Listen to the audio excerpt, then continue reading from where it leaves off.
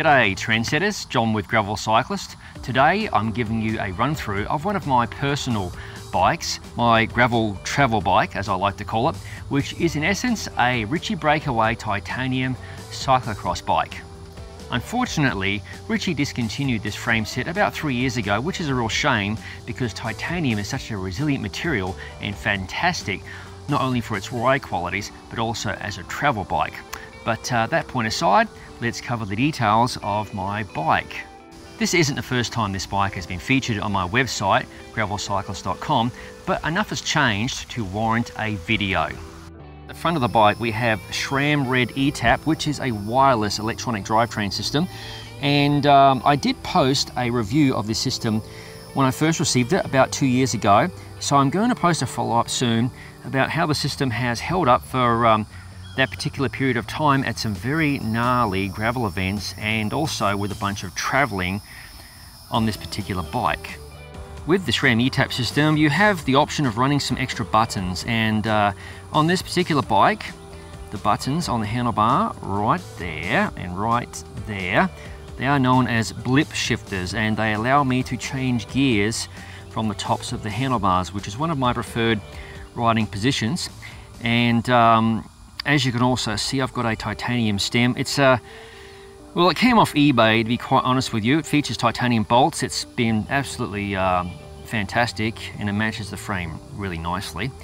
And the observant folks will also notice the stem top cap, which is from Pisgah Monster Cross, which is one of my favorite events in North Carolina.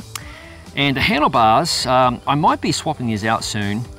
These are by Kestrel. These are quite old, these bars. They are a carbon fiber bar. They're a deep drop, a very traditional drop. But after riding a lot of these gravel bikes and road bikes, particularly the newer machines, I really come to like the compact type drop. So it's just very comfortable. Again, handlebars and saddles and pedals and shoes are personal choices, so whatever works for me may not work for you. And the other thing, I'm obviously riding with white bar tape. Now, this is not my usual preferred brand of bar tape. I like to use Physique because it is so resilient against dirt. If I just zoom in closely, you can see it's got a bit of a grey look to it. This tape is by Arundel. They make some really fantastic bottle cages, but the handlebar tape is a bit grimy, so I might be changing, like I said, the handlebar tape and the handlebars out very soon. On to the brakes, and these are cantilever brakes. Now you might be thinking, how the hell are you going to stop yourself? Well, guess what, people? I've ridden this bike at events such as Crusher in the Tushar in Utah with some very serious descents. I also rode the Taiwan King of the Mountain Challenge, which is not a gravel event. It's also been to Almanzo and Gravel Worlds and a bunch of other places, so the brakes work well. They're not disc brakes, but it does make life simpler with packing. I don't have to remove a brake rotor. Now, just real quick, I do have a quick disconnect on the front brake. It has worked fantastically, hasn't let go, hasn't prematurely released, and it just makes life easier whenever I'm packing the bike. I simply break the connection and feed the brake cable through the hanger and remove the handlebar for packing. Onto the rear brake, and again it is a cantilever brake. More specifically, it is an Avid Schulte Ultimate, which is one of my favorite cantilever brakes. They're so easy to adjust and set up, and they've got plenty of stopping power. Now the rear brake is set up in what I believe is traditional European style, so that means the right brake lever actuates the rear brake, and as you can see, there's the brake cable right there. Feeds in to the top of the top tube, so if you had to race as a cross bike, it stays out of the way. And right here, hopefully it stays in focus, is the disconnect point. So whenever I pack the bike away, there we go, it's in focus, I simply disconnect and break the cable. It's super easy. Now if you had mechanical shifting on this bike, you'd have a similar setup, but because I've got eTap, I don't have to worry about breaking any gear cable. So only 2 cables to break and to pack the frame away. That's pretty awesome. The fork is a Ritchey WCS all carbon unit, and this is pretty much a full-on cyclocross fork. It has 100% straight steerer blades, as you can see, and it does actually have a pretty decent amount of tyre clearance, which is what I really like about it. Now, if you're not familiar with how a Breakaway type frame works, it's joined in two places. There are two bolts here, and the seat post holds the two halves together. You can see the split right there, hopefully. And I have substituted the stock bolts for titanium. And down at the bottom bracket, you can see there's a special sleeve on the down tube, and that particular bracket that wraps around the two halves of the frame securely joins it together. And I've had no worries about losing that connection. It's been rock solid, and I've done some serious ascending on this bike, so Ritchey have done a stellar job with the design of this particular bike. Onto the rear of the bike, and we've got the SRAM red eTap rear derailleur. Now, this was mentioned in my very first part 1 video about eTap.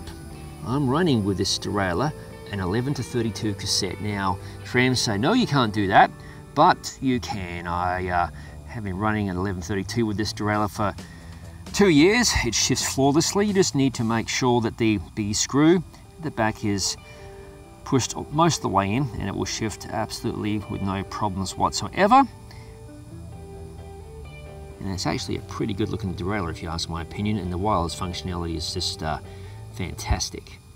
The crankset on this bike is the FSA SLK BB386 EVO. Now, I have it mated up to a FSA bottom bracket, but it's an English thread bottom bracket. But even so, it's an oversized bottom bracket, and it does feature ceramic bearings. But the Adventure crank has 4630 chain rings. Now, there might be overkill for some of the events or some of the rides I do, but I generally leave this crankset on because you never know what you're going to encounter sometimes when you leave the safety of your local area. Now, incidentally, I did review this crankset on my website, gravelcyclist.com, and I will link that review in the video description below.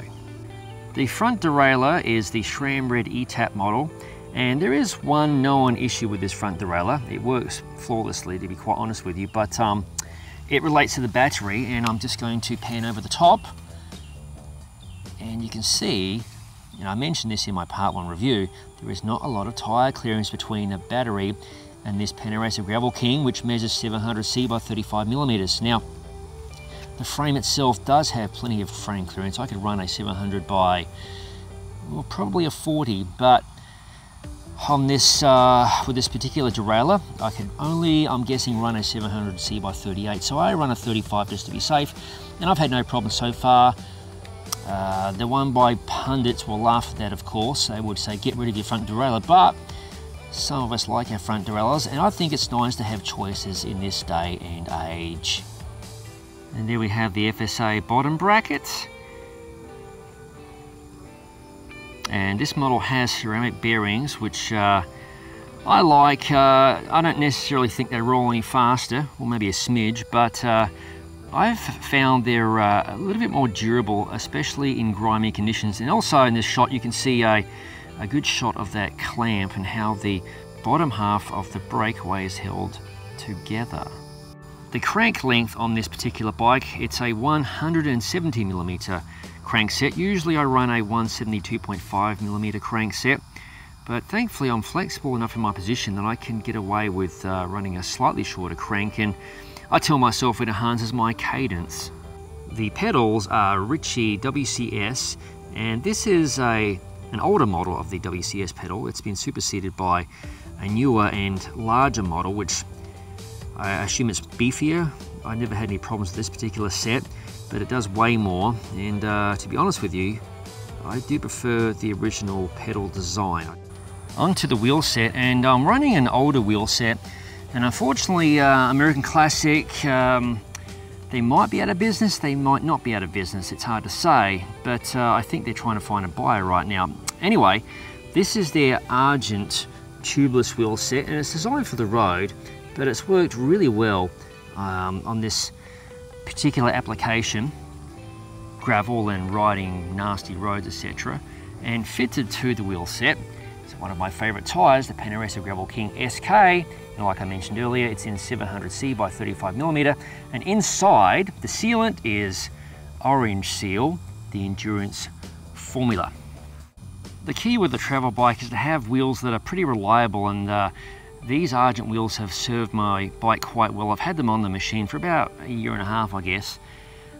Now, I could use some higher spoke count wheels because sometimes when you travel you might break a spoke, and these wheels don't have a lot of spokes, and they've got a 2-to-1 spoke pairing pattern. So if I break a spoke, it's highly likely that the wheel's going to completely go true and then strike the chainstays. But fingers crossed that doesn't happen. It's, like I said, served my bike very well, and it's got quite a bit of wear on the brake track. I attribute that to the 2017 Almanzo 100, which I rode in some pretty atrocious conditions, but what an amazing race, I have to say. And here's a close-up of the hub set on the front wheel, which is the American Classic Micro 58. 58 referring to the number of grams that the front hub weighs. And the really observant folks will notice the quick release skewer. It's not a through axle, it's a quick release skewer, and it's made by M2 Racer. It's one half of the pair on this bike, and M2 Racer was a weight weenie company from the early to mid 90s and unfortunately went out of business, but they made some very ingenious parts, and I'm lucky to have stashed away one of these skewers, which saves a minuscule amount of weight on this bike. And there is a look at the rear M2 Racer quick release, which ordinarily I would clamp up here in this gap. Because of this type of dropout, it prevents me from doing so. And you might notice also there's some nice little attachment points on this frame. So it's not all about racing fast and riding fast. You can also attach panniers and racks. As you can see, there's another one right there. So it's a pretty handy frame, and to be honest with you trendsetters, it's a frame I'm never going to sell. And here is a good overall shot of the non-drive side of the bike. I think it looks pretty sharp, if I say so myself. And just panning closer into the rear wheel, get a good look at the rear hub, which is the American Classic RD205, weighs about 205 grams. It has an aluminium cassette body, which obviously you can't see right now, but it's been bomb-proof reliable. And there's a good look at that spoke pattern, the 2-to-1 spoke pattern. And we have the saddle and seat post, and my saddle of choice is the Physique Arione in white. A lot of people think I'm crazy for that, but look how classy the bike is with the white saddle and white handlebar tape. Now the titanium seat post, it's a Secbat model, and it's actually the same brand as the stem on the bike. I just can't remember the brand off the top of my head. It came off eBay some time ago. It has titanium bolts, it's been rock solid, it's never slipped, never budged. Very simple design, and it really complements the Ritchey frame perfectly.